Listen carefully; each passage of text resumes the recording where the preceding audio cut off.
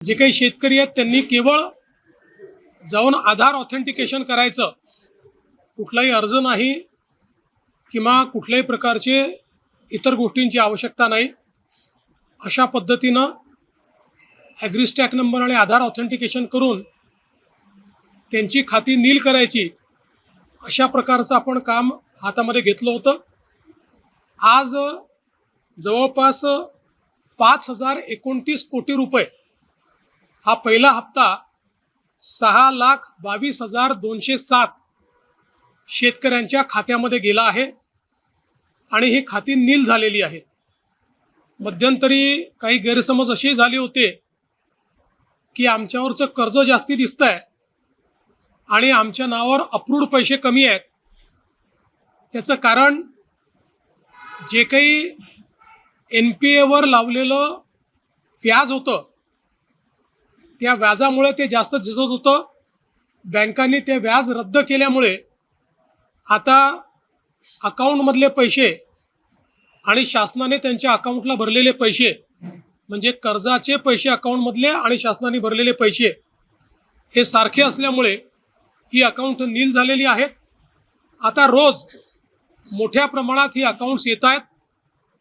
अशी व्यवस्था केलेली आहे की जसे जसे अकाउंट्स येतील, ऑथेंटिकेट होतील, तसं तसं त्या खात्यांमध्ये पैसे जातील।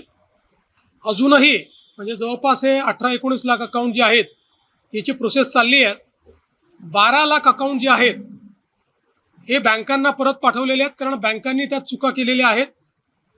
बँकांनी हे सांगितलं की साधारणपणे आठवड्याभरामध्ये तेही अकाउंट सुधारून आम्ही परत करू। त्यामुळे मला असं वाटतं की आता हे जे काही सगळे अकाउंट्स आहेत हे सगळे क्लिअर होऊन आणि त्याचे पैसे टाकण्याची सुरुवात झालेली आहे। पुढच्या काळामध्ये सगळे जेवढे अकाउंट्स ऑथेंटिकेट होतील त्या सगळ्या अकाउंट्समध्ये पैसे टाकून आपल्या शेतकऱ्यांना कर्जमाफीचा पूर्ण जो काही बेनिफिट आहे हे आपण त्या ठिकाणी देणार आहोत। आता रोज जसे जसे अकाउंट येतील तसे तसे पैसे भरले जातील। सुरुवातीच्या पहिल्या टप्प्याला याकरता वेळ लागला की आपण हे ठरवलं होतं की याद्या ग्रामपंचायतपर्यंत जातील, त्या ठिकाणी याद्यांचं वाचन होईल, लोकांना हे समजलं पाहिजे आणि मग लोकांनी फक्त आपलं आधार ऑथेंटिकेशन करायचं आहे। ते आता खूप जोरात चाललेलं आहे। शेतकरी मोठ्या प्रमाणात ते करतायत। ते झाल्याबरोबर आमच्याकडे जसं अकाउंट येतो तसं आम्ही पैसे भरणं सुरू करतो। बघा, 1 महिन्याभरात झालं पाहिजे, पण त्यात आपला जो साधारणपणे अनुभव आहे त्याच्यामध्ये 80% काम एका महिन्यात होतं, 20% कामाला वेळ लागतो, कारण त्यात काही ना काही अडचणी, इतका लाखो शेतकऱ्यांचा जो रेकॉर्ड असतो, कुठे शेतकऱ्याची अडचण असते, कुठे बँकेची अडचण असते, काही ठिकाणी आता अशाही केसेस आहेत की वडिलांच्या नावाने कर्ज आहे, वडील गेले आहेत, मग ते म्युटेशन करून ते कर्ज त्या ठिकाणी आपल्याला रद्द करायचं आहे। अशा कागदपत्राच्या पूर्तता चालत असतात, पण 80% काम मात्र वेळेत होतं। की OTS झालाय त्यामुळे सिबिल तुम्हाला लागेल असं कुठेही नाही, यात कुठलेही OTS नाही आहे। फक्त लावलेलं जास्तीचं व्याज रद्द केलेले पैसे सरकार भरते, त्यामुळे कुठल्याही शेतकऱ्यावर सिबिलची अट लागणार नाही।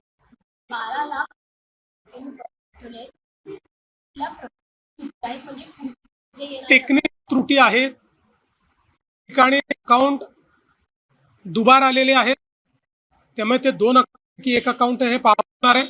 मला या गोष्टीचं समाधान आहे की जे काही या ठिकाणी टेंडर दिले गेलेले आहेत हे अतिशय कॉम्पिटिशनने दिले आहेत, ते बिलो दिले गेलेले आहेत आणि 3 प्रकारचे क्वालिटी चेक्स हे त्याच्यावर लावण्यात आलेले आहेत। त्यामुळे क्वालिटी चेक झाल्यानंतरच त्या ठिकाणी पैसा मिळणार आहे। आता पाहिजे असेल तर या कंपनींच्या मागचे जे काही मराठी लोक आहेत त्यांचे नाव आपण पाठवून देऊ, पण मला असं वाटतं की अशा पद्धतीनं आपल्याकडे पद्धतच नाही। आपल्याकडे ज्यांची बिड कॅपॅसिटी असते, जे क्वालिफाय होतात ते टेंडर भरतात। आणि आज आम्ही MNGLच्याही लोकांना बोलवलं होतं. नाशिकमधला मुख्य प्रॉब्लेम हा MNGLमुळे झाला आहे. सगळे रस्ते MNGLला आपण पाईपलाईन टाकण्याकरता मान्यता दिली होती आणि ती महत्त्वाची आहे गॅस पाईपलाईन. ते गॅस पाईपलाईन टाकल्यानंतर घरोघरी जे कनेक्शन द्यायचे आहेत त्याला ते उशीर लावत असल्यामुळे जिथे पाईपलाईन टाकली आहे तिथे घरचं कनेक्शन देण्याकरता पुन्हा खोदावं लागेल, म्हणून आपल्याला रस्ता करता येत नाही आणि कनेक्शन अतिशय धीम्या गतीने ते देत आहेत. फक्त 44,000 कनेक्शन त्यांनी दिले आहेत. आत्तापर्यंत 2 लाख कनेक्शन पूर्ण होणं अपेक्षित होतं. एकूण 4 लाख कनेक्शन आहेत, पण 2 लाख आत्तापर्यंत पूर्ण होणं अपेक्षित होतं. ते काही त्यांनी दिलेलं नाही. त्यामुळे त्यांनाही अतिशय खडसवून सांगण्यात आलेलं आहे. त्यांना एक प्लॅन तयार करायला सांगितलेला आहे. त्या प्लॅनच्या अंतर्गत त्यांनी ते काम करावं असं अपेक्षित आहे. इतर आपल्याला कल्पना आहे की आता एकाच वेळी कुंभमुळे खूप कामं नाशिकमध्ये चाललेली आहेत. मल्टिपल एजन्सीज काम करत आहेत आणि आत्ताचं कामाची गती आणि आपल्याकडे असलेला वेळ हे पाहता आपल्याला खूप जास्त समन्वय न करता फास्ट ज्या गतीने जे काम करतात त्यांना काम करू द्यावं लागतं आहे. याचेही काही प्रश्न निर्माण झाले आहेत. तथापि महानगरपालिकेला सूचना दिलेल्या आहेत. त्यांनी सायनेजेस लावले पाहिजेत, बोर्ड लावले पाहिजेत. सातत्याने रोड मोटरेबल तरी राहतील अशा प्रकारचा प्रयत्न केला पाहिजे आणि पावसाळा संपल्यानंतर त्या ठिकाणी काम केलं पाहिजे. आपल्या माहितीकरता एक मात्र निश्चितपणे सांगतो की विशेषतः जवळपास युद्धामुळे 3 महिने डांबराचं प्रोडक्शन हे बंद होतं, डांबर उपलब्ध नव्हतं. आता मी विशेष पत्र केंद्र सरकारच्या सगळ्या कंपन्यांना दिलाय आणि कुंभमेळ्याकरता डांबर राखून ठेवावं त्याची क्वांटिटी पण आपण दिली आहे. आम्ही ॲडव्हान्स पैसे आपल्याला द्यायला तयार आहोत. आमच्याकरता ते राखून ठेवावं अशा पद्धतीची विनंती त्यांना केली आहे. कुणबी प्रमाणपत्र मिळत नसल्यावरून आता मनोज जरांगे यांनी पुन्हा आंदोलनाचा इशारा दिलाय. त्यासोबत काही मंत्र्यांना आणि यांना पण टार्गेट केलेलं पाहायला. मला असं वाटतं काल याचं अतिशय सविस्तर उत्तर मी दिलेलं आहे.